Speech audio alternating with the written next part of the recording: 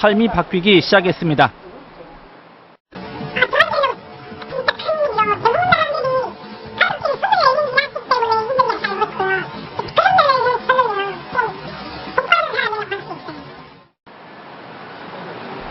지금은 시민단체에서 활동하며 사회 구성원으로 당당히 제2의 삶을 살고 있습니다.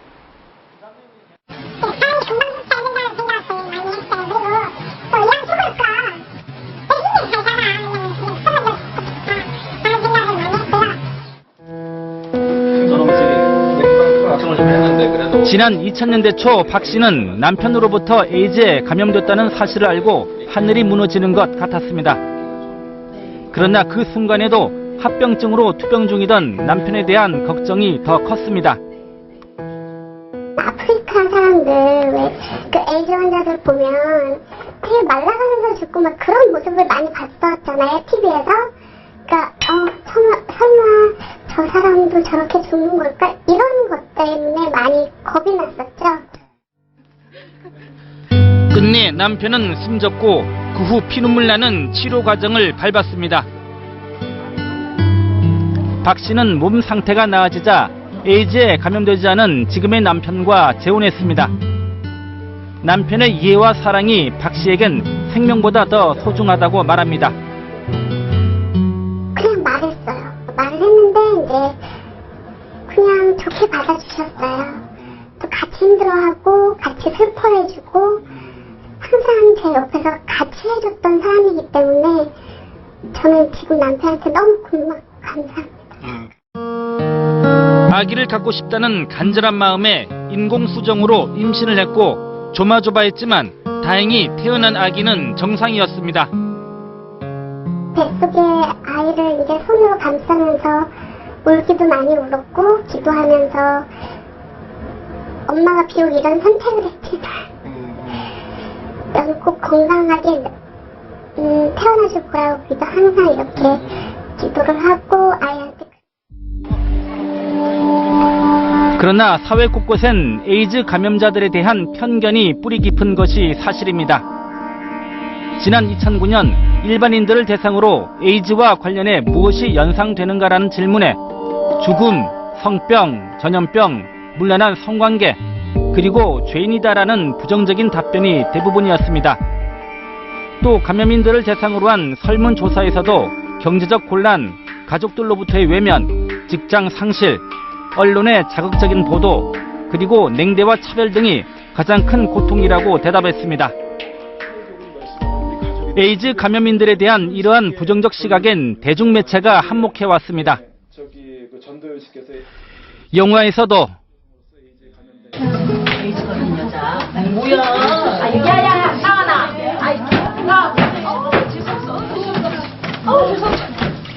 아 뭐야? 지금 뭐 하시는 거야? 저희가 무슨 병을 좀 몰라? 나가세요. 언론에서도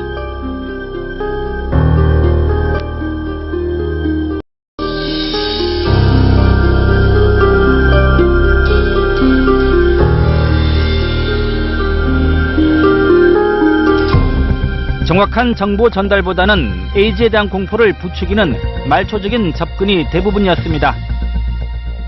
흥미롭고 그 다음에 아주 엽기적인 이런 상황, 정황을 묘사하기 위한 하나의 소재로서만 에이즈를 반복적으로 이용해온 경향들이 있습니다.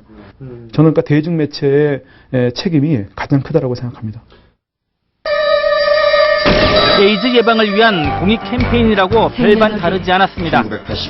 지난 2004년부터 캠페인 방송이 공중파에서 시작됐는데 에이즈는 언제나 비밀스러우며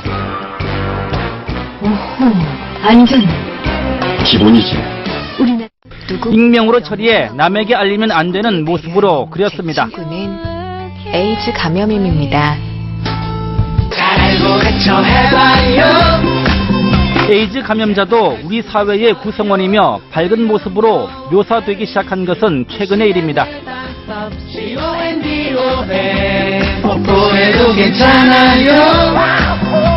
불륜, 희금, 문란, 그게 하여튼 이 사회에서 배제하고 추방해야 돼요. 대단히 아주 사회에서 같이 존재하기 싫은 이런 극단적인 것으로 이게 낙인을 찍은 것이죠. 지난 1987년에 제정된 후천성 면역결핍증 특별법도 초기엔 감염인 격리 등 폐쇄적인 정책을 지향했지만 10차례 개정을 거치면서 미흡하나마 감염인들의 인권 개선 등 열린 정책으로 돌아서기 시작했습니다. 시간이 가면 갈수록 에이즈 치료제의 보급이 확대되면 될수록 또 외국에서도 제도 개선이 이루어지면 이루어질수록 거기에 발맞추고 병행해서 국민들의 인식도가 개선이 되면 자연스럽게 관련된 제도, 나아가서는 법령의 개정도 진행할 수 있을 것이라고 생각합니다. 그들을 보듬기 위한 시민사회 활동도 왕성히 전개되고 있습니다. 경기도 양평에서 열린 청소년 에이즈 예방교육사 양성교육 현장. 일선학교에서 청소년들에게 에이즈 교육을 담당할 세계대학 50여 명이 전문 교육을 받고 있습니다. 인간을 괴롭힌 학생들 스스로 교육을 통해 에이즈에 대한 편견을 벗어버렸다는 반응입니다. 에이즈 감염인들도 저희하고 같이 식사를 하거나 그런 걸로 감염되지 않거든요. 그래서 만약에 주변에 그런 사람이 계시면 아무래도 더 색안경을 끼는 게 아니고 더 그분들을 더 잘 보듬어 줄 수 있을 것 같습니다. 에이즈 예방협회 주최로 열리는 이 동양화 전시회의 수익금은 에이즈 감염인들을 돕는 데 쓰여집니다. 에이즈 감염인들의 인권 개선과 정확한 정보를 전달하는 데 드는 비용 마련을 위해 해마다 각종 전시회나 공연이 활발히 전개됩니다. 그러나 아직 우리나라는 에이즈 감염자들에 대한 후원이 선진국들과 비교하면 턱없이 부족합니다. 저 사람들은 뭐 자기네들 문제로 에이즈에 걸린 게 아니야. 그리고 다른 어떤 차별적인 생각 때문에 국내에서는 후원할 어떤 의지 같은 게 잘 발견되지 않고 있어요. 네, 그런 게 좀 많이 안타깝습니다. 그래서 이번 유엔도 지난달 열린 에이즈 총회에서 오는 2015년까지 신규 감염을 줄이고 치료약을 확대 보급하기로 하는 등 에이즈 대책을 마련했습니다. Je suis confiant que nous ferons face à nos responsabilités et que la déclaration qui sera adoptée à l'issue de cette réunion saura relever le défi.